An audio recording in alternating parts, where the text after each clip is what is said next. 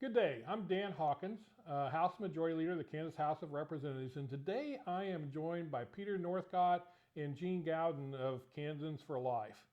And as you know from previous videos, we have some work to do this next year during session.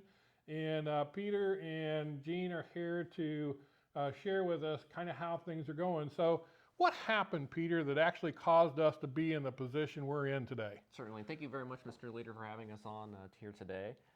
On April 26th, 2019, the Kansas Supreme Court created an unregulated right to abortion in the Kansas Constitution.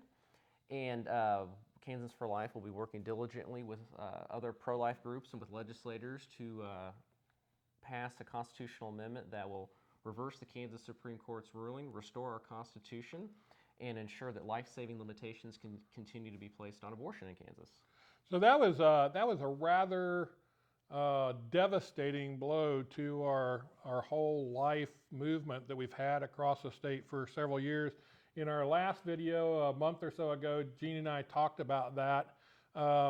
Since then, you guys have been doing lots of work preparing for this next session. How's that going? What's the process that we're going to go through to actually get to a point where we can do something next session?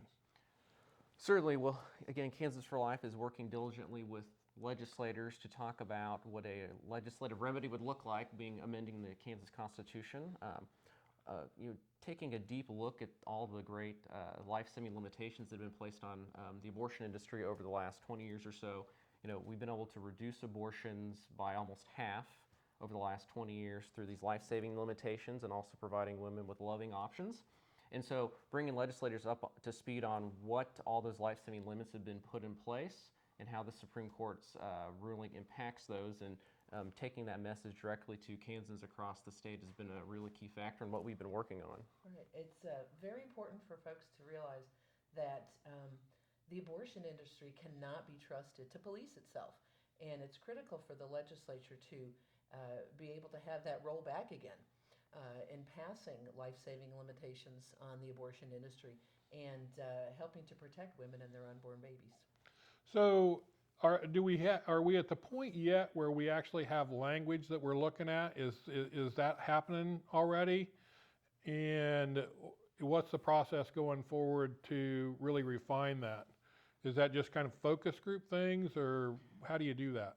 We're soliciting input from a whole host of individuals from around the state with regard to legislation. It has to pass a three-part test. It has to pass the legal standard.